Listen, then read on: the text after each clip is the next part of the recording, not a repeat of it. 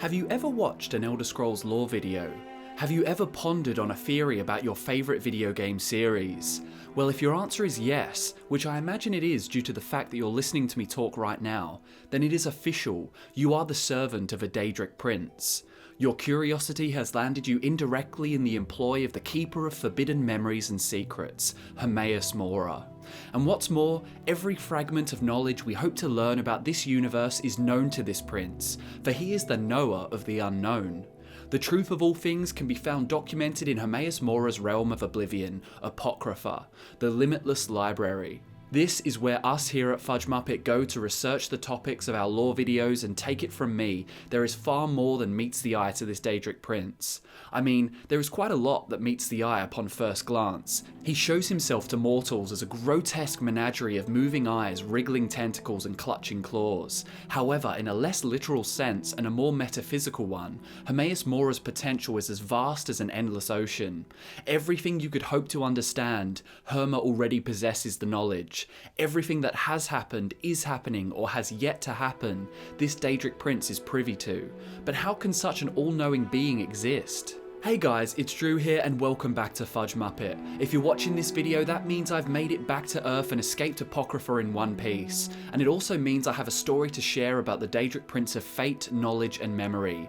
His sphere is the scrying of the tides of fate, of the past and future as read in the stars and heavens. He is Hermaeus Mora. Not only are we going to delve into this prince's lore, his history and his artifacts, but we're also going to speculate on the extent of his abilities. And from the limited supply of knowledge granted to mortals, we can draw conclusions about what exactly is possible for those with access to Mora's infinite encyclopedia of information. While the Daedric princes are considered powerful by mortal standards, it is always important to recognise the distinct difference between these characters and gods. The Daedric princes are not gods. They are immortal and they are the most powerful of the Daedra, but they do not hold any divine power over Mundus. Unlike the Daedric divines who are ingrained in the fabric of the mortal realm, the Daedric princes are more like intruders. Relative to mortals, they are essentially gods, but that is mostly due to the fact that mortals are pretty helpless in the grand scheme of things. Hermaeus Mora, however, he is a different beast altogether. The Daedric princes are the original spirits who did not help Lorkhan create Mundus, and instead manifested themselves into their own personal realms of oblivion. But according to the true highest power in the universe, Michael Kirkbride, Hermaeus Mora came into being under different circumstances. The book titled The Imperial Census of Daedra Lords says the following: Hermaeus Mora claims that he is one of the oldest princes, born of thrown away ideas used during the creation of mortality in the Mundus.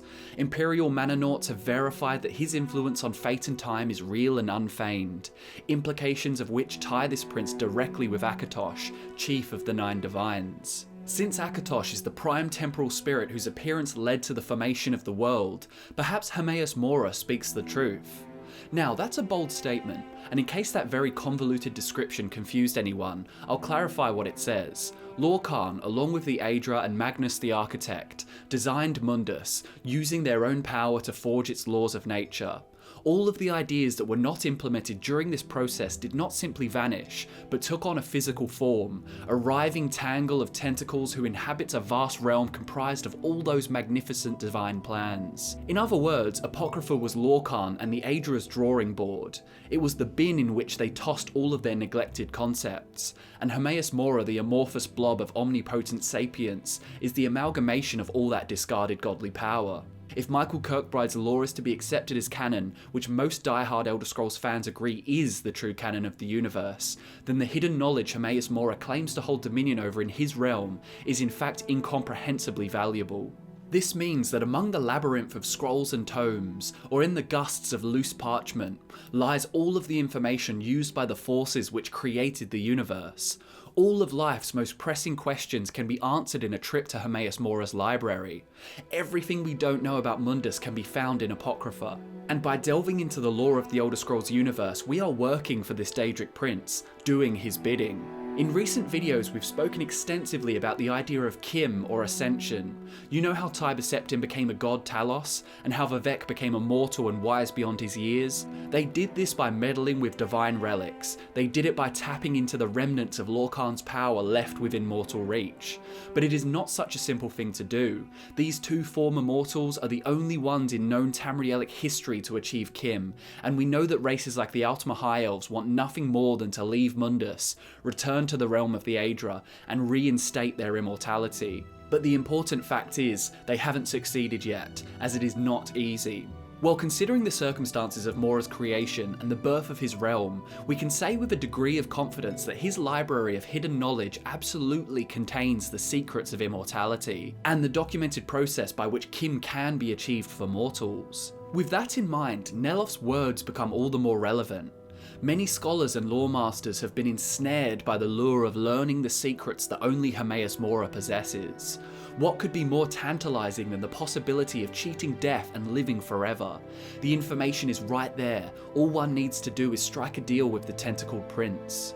Of course, striking a deal with a Daedra always has its ramifications. Take the dragon priest Miraak, the first living dragonborn. Miraak was a dragon priest back in the time when the dragons ruled over Skyrim.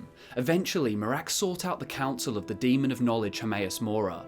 He soon became the prince's champion, and was bestowed with the secret intelligence to bend the will of the dragons, forcing them to serve him. Whether gaining such abilities was his original intention, or whether it was simply a gift, is up for debate. But I'd wager that Miraak had such ambitions from the beginning. This skill, combined with the fact that he was the first Dragonborn, made it so that he was able to kill dragons with ease and absorb their souls.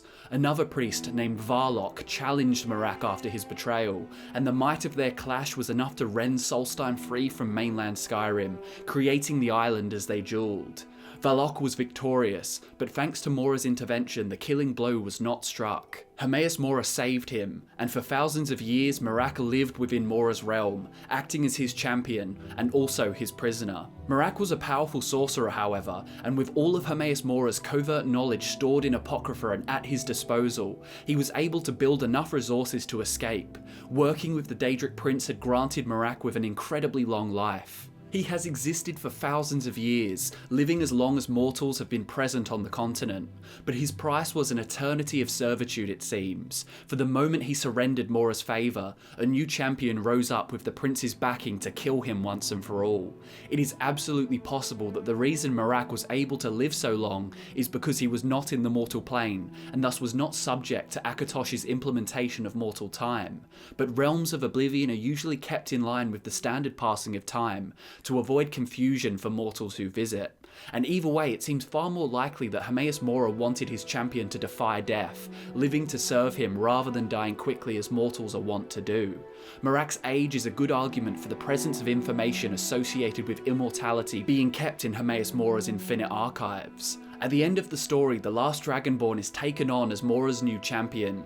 This may mean that our protagonist during the events of Skyrim will have all of the tools to achieve godhood thanks to Apocrypha's secrets. Or perhaps it simply means he will be imprisoned eternally, much like Miraak was. Hermaeus Mora's origins, as well as his fear, suggests to me that this Daedric prince is far more than just a wise, knowledgeable entity. He is known as the scryer of the tides of fate, of the past and future as read in the stars and heavens. The way this is phrased supports the idea that him and his realm hold the key to CHIM and immortality. Scrying is the act of foretelling the future through the use of mysterious sorceries or powers, and it appears to be that the wealth of knowledge Mora has as a result of being the byproduct of Mundus's creation has granted him the ability to know everything that has yet to happen, as well as what already has happened. It is said that after achieving CHIM, Vivek was privy to supernatural wisdom and insight, and the fact that Mora can sow the seeds of fate by reading the stars and heavens is very similar to the way that the Khajiit Pantheon describes ascension. If you saw our recent video on the moons, you'll know what I'm referring to. The Khajiit spiritual leaders called Mains see visions of the future when walking the path of Jode, or Massa as it is commonly known to other races on Tamriel.